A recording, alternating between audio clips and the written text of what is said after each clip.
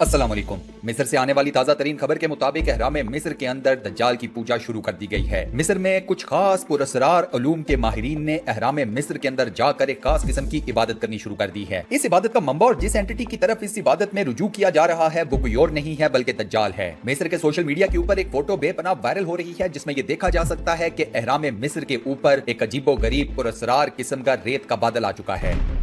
दुनिया भर में कई जगहों के ऊपर सैंड स्टॉर्म्स आते रहते हैं जिन्हें हम उर्दू में रेत के तूफान कहते हैं। अहराम मिस्र जिस जगह पर मौजूद है वो सारी पट्टी भी एक रेगिस्तानी इलाका है, लिहाजा वहां पर भी रेत के तूफान आना कोई नई बात नहीं है। इस मामले पर सबसे पुरअसरार बात यह है कि ये रेत का बादल बेपनाह अजीबो गरीब शक्ल का है।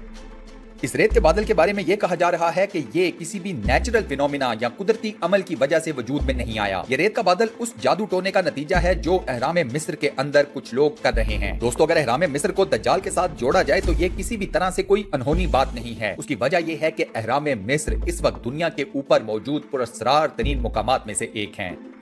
आप सब लोग ये बात बड़े अच्छे तरीके से जानते हैं कि अहराम मिस्र दुनिया के 7 अजायबात में से एक है। ये दुनिया का वो वाहिद अजूबा है जो काफी रीजनेबल हालत में इस वक्त जमीन के ऊपर मौजूद है।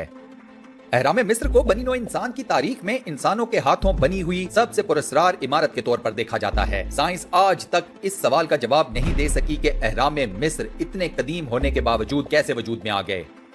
अहराम मिस्र को कायम करना, इनकी तामीर करना मॉडर्न डे टेक्नोलॉजी के बगैर मुमकिन नहीं है। 3000 साल पहले मिस्रियों के पास ऐसी कौन सी टेक्नोलॉजी थी कि उन्होंने इतने बड़े बड़े अहराम तामीर कर लिए। आज की इस वीडियो में मैं आपको तफसील के साथ बताऊंगा कि अहराम मिस्र के ऊपर मौजूद पुरअसरार रेत का बादल क्या है, ये रेत का बादल किस तरह से वजूद में आया, अहराम मिस्र के अंदर पुरअसरार पूजा करने वाले कौन लोग हैं, ये दज्जाल के आने के बारे में क्या कहते हैं, दज्जाल से मुतल्लिक जो ये पूजा पाठ अहराम मिस्र के अंदर कर रहे हैं उसका मकसद क्या है। इसके अलावा मैं आपको अहराम मिस्र से मुतल्लिक कई पुरअसरार किस्म की मालूमात से भी आगाह करूंगा। ये मालूमात पुरअसरार तो हैं लेकिन इनके ऊपर बेपनाह तहकीक भी की गई है। वीडियो में आगे बढ़ने से पहले चैनल के ऊपर नए आने वाले दोस्तों को खुशामदीद और आप सबसे इल्तमास है कि हमारे चैनल को सब्सक्राइब जरूर करें और साथ बने हुए बेल के आइकन को जरूर प्रेस करें ताकि आपको हमारी रोज नई आने वाली वीडियोस की नोटिफिकेशंस बर वक्त मिल सकें। इसके अलावा दोस्तों हमारे चैनल की वीडियोस को लाइक जरूर करें और अपने सोशल मीडिया अकाउंट्स पर शेयर जरूर करें ताकि हमारी हौसला अफजाई हो सके। पुरअसरार उलूम के माहिरीन एडगर केसी और लोब सांग रिम्पा के मुताबिक कदीम मिस्रियों के पास ऐसी मशीनें थीं जो कशिश शक्ल की नफी कर सकती थीं।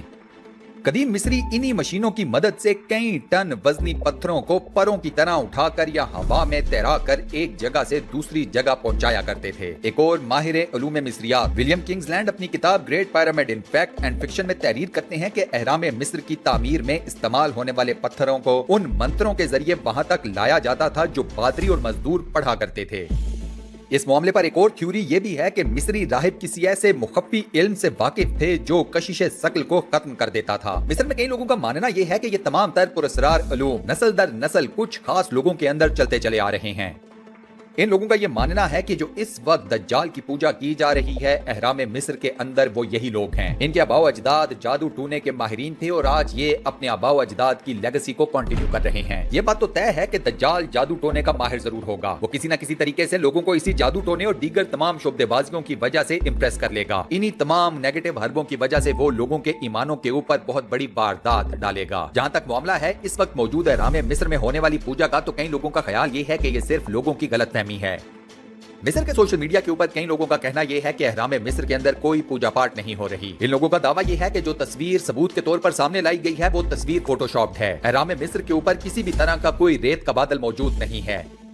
इन लोगों का कहना यह है कि ये कैसे मुमकिन है कि इतने मुश्किल दौर में जब एक इंसान दूसरे इंसान के करीब नहीं आ रहा वहां पर ये लोग जाकर पूजा पाठ कर रहे हैं और इन्हें कोई रोकने वाला नहीं। अहराम मिस्र की सिक्योरिटी काफी टाइट होती है, लिहाजा इस बात का सवाल ही पैदा नहीं होता कि ये लोग अंदर चले जाएं और जाकर पूजा पाठ भी करनी शुरू कर दें और इन्हें कोई रोकने वाला ना हो। इन लोगों के मुताबिक ये सिर्फ और सिर्फ एक कॉन्स्पिरेसी थ्योरी है जो कि मिस्र के अंदर फैलाई जा रही है। इन तमाम बातों का हकीकत के साथ कोई ताल्लुक नहीं। अहराम मिस्र के बारे में एक और पुरअसरार उलूम के माहिर लिखते हैं कि अजीम अहराम की तामीर में ऐसे भारी भरकम पत्थरों को इस कदर सलीके और हुनरमंदी से इस्तेमाल करना इस बात की गमाजी करता है कि वो लोग फितरत के किसी ऐसे इल्म पर दस्तरस रखते थे जो आज इंसानों की नजरों से ओझल हो चुका है। पोशीदा फितरी उलूम के माहिरीन इन पत्थरों को अपनी मर्जी के मुताबिक हवा में तैराते हुए अपनी मतलूबा जगह पहुंचाने के तरीके से पूरी तरह वाकिफ थे। अहराम की तामीर करने वाले माजी के लोग नजूम और रियाजी में भी काफी हद तक एडवांस थे। एक और मगरबी रिसर्चर एरिक बॉन के ख्याल में अहराम कंप्यूटर की मदद से तामीर हो सकता है या फिर शायद किसी दूसरे सैयारे की ज़हीन मखलूक ने लेजर शुआओं से बड़े बड़े पत्थरों को तराशा होगा। एंटी ग्रेविटी यानी चीजों को बेवजन कर देने वाले आलात से काम लेकर वजनी पत्थरों को 900 फुट की बुलंदी तक तरतीबवार जोड़ा होगा। एरिक के मुताबिक कदीम जमाने में मिस्र ऐसा मुकाम रहा है जहाँ तूफान नू जैसा अजीम और तारीखी सानेहा पेश आया। लिहाजा हो सकता है कि तूफान से कब्ल अपनी बाकियात को महफूज रखने के लिए अहरामों की तामीर की गई और तूफान नू से कब्ल ऐसी कौम मौजूद रही जो हमसे कहीं ज्यादा तरक्की याफ्ता हो। साइंसदानों के मुताबिक अहराम मिस्र आज से तकरीबन 5000 साल पहले तामीर किए गए थे। एक बरतानवी रिसर्चर क्रिस्टोफर बरसों से अहराम पर रिसर्च कर रहे हैं। उन्होंने कदीम मिस्र में एडवांस मशीनरी के हवाले से कई मजामीन और किताबें तहरीर की हैं। क्रिस्टोफर अपनी किताब गजा पावर प्लांट में लिखते हैं कि वो 1986 के दौरान जब मिस्र में काहिरा म्यूजियम की सैर के लिए गए तो उन्होंने देखा कि म्यूजियम के कमरे में पीतल के मुख्तलिफ औजार रखे गए हैं।